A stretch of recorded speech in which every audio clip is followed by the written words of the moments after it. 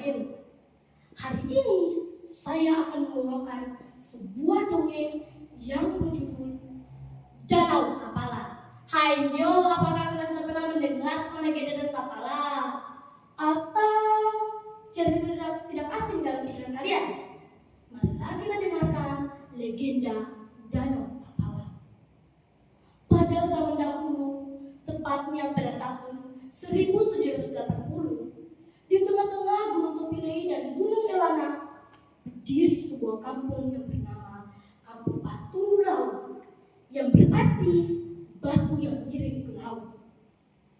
Jumlah warga Batu Laut saat itu mencapai 3.000 jiwa dengan 3 orang kapitan, yaitu Kapitan Kalemete dari Batapuli, Kapitan Mesia dari Mahera, dan Kapitan Solile dari Kasalebuei.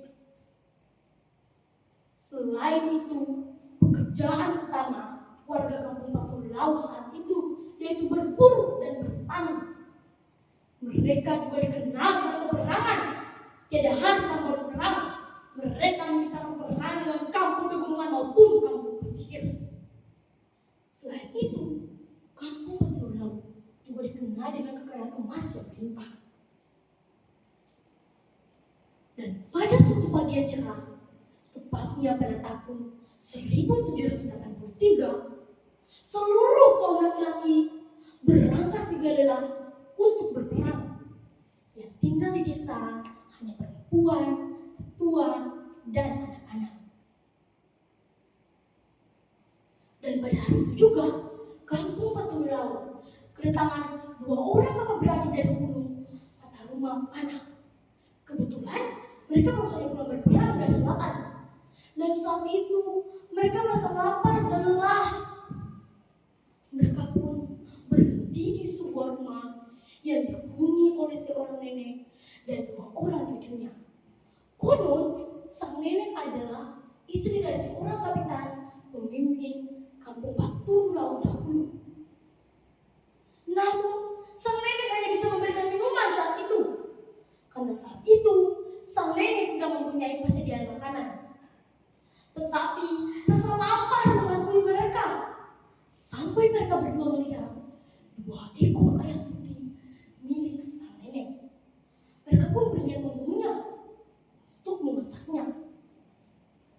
Pada saat itu juga, Kampung Batu Laut kedatangan 3 orang kapitan tani muda. Mereka datang untuk mencuri emas milik warga Kampung Batu Laut, karena mereka tahu bahwa seluruh kaum laki-laki sedang berangkat di Belanda untuk berperang. Pada saat itu juga, 2 orang kakak beradik tersebut melihat sebuah anak-anak emas yang terdapat pada tubuh sang nenek. Mereka pun mengambilnya, berniat membunuh 1 ekor dari 2 ekor ayam tersebut untuk memakannya. Saat mereka memandang ayam tersebut, anak panah itu tidak mengenal ayam itu, melainkan anak panah tersebut tertancap di tanah. Saat mereka mencabutnya, berniat mengembalikannya kepada sang nenek, tiba-tiba gar! Keluar air yang deras dari dalam tanah. Karena mereka panik, mereka berlari ke arah timur Kampung Batu Laut. Dan saat sang nenek melihat hal tersebut, sang nenek panik. Ia berusaha menutupinya dengan kulit pinang, dengan tempurung kelapa, dengan gumuk. Namun lagi dan lagi sang nenek gagal. Karena panik, sang nenek berlari ke arah selatan Kampung Batu Laut, membawa 2 orang cucunya dan 2 ekor ayam putih. Saat sang nenek tiba di sebuah gunung, ia bersandar di sebuah batu dan menangis. Aku lupa mengatakan seluruh warga Kampung Batu Laut tentang musibah yang akan terjadi. Perlahan-perlahan sang nenek berubah menjadi sebuah batu yang kini kita sebut sebagai batu menangis. Konon bila ada yang menyentuh batu tersebut, beliau akan mengeluarkan air mata secara tiba-tiba.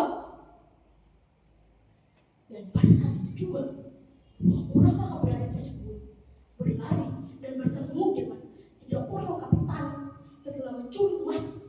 Mereka berlari, emas itu berjatuhan. Namun karena kemarahan Kabupaten Laut, air seolah mengikuti mereka dengan amarah yang sangat. Emas itu terus berjatuhan. Mereka membuangnya karena mereka sangat panik. Dan air di tempat itu berubah menjadi air yang kekuningan, yang kini kita sebut anak kepala. Dan saat itu juga dua kakak beradik berpisah dengan tiga orang kapitan tersebut. Mereka berlari dan mereka tiba di sebuah kaki air yang kita sebut kaki air kepala. Sampai sekarang belum ada yang tahu kalau mereka sudah mati atau masih hidup. Dan beberapa minggu, beberapa waktu kemudian, seluruh kaum laki-laki kembali. Mereka terkejut melihat hal yang terjadi dengan kampung mereka. Kampung mereka telah berubah menjadi sebuah danau yang kini kita sebut Danau Tapala. Tidak hanya itu saja, seluruh warga berubah menjadi babi, ular, dan buaya. Seluruh pohon pisang berubah menjadi pohon sagu. Dan pada saat itu mereka membuat sebuah perjanjian. Mereka akan kembali dan membangun sebuah desa yang mereka akan namakan Desa Hatumuru. Mereka pun kembali pergi ke arah barat, kampung Batu Laut, yang kini kita tahu yaitu Tanjung Uli. Mereka membuat sebuah desa. Namun karena pengen orang Belanda, mereka berpindah lagi ke arah selatan, kampung Batu Laut, di mana terjadi pada tahun 1942. Mereka berpindah ke arah selatan yang kita sebut sekarang Kalihaku, sebelah timur Kampung Maberu. Namun naasnya mereka disiksa dan mereka kembali lagi berpindah karena pengeluaran tentara Jepang dan kaum MS. Mereka berpindah lagi ke sebuah desa yang kini mereka namakan Desa Hatumuru, yang berarti batu yang di ujung. Desa Hatumuru adalah desa yang pertama kali menduduki wilayah Kecamatan Tanjung Timur dari Suhue sampai Walakoni. Desa Hatumuru dikenal dengan kekayaan emas yang berlimpah, kekayaan alam dan budaya dan tradisi. Di Danau Tapala terdapat kekayaan emas yang berlimpah, kekayaan alam seperti pohon sagu, ikan nila, ikan mas, ikan mujair, dan mereak atau belut. Kekayaan emas yang begitu berlimpah. Selain itu, di Danau Tapala terdapat burung percici yang berwarna biru dan merah. Itu yang menambahkan ciri khas kekayaan alam Danau Tapala. Hayo teman-teman, berkunjung ke Danau Tapala. Namun, bila kalian ingin berkunjung ke Danau Tapala, ada pantangan yang kalian tidak boleh dilanggar, yaitu pergi ke sana tidak boleh menggunakan emas. Apabila kalian menggunakan emas, kalian akan hilang dan tak kunjung kembali. Ini bukan hoax atau sekedar informasi yang tidak dipercaya.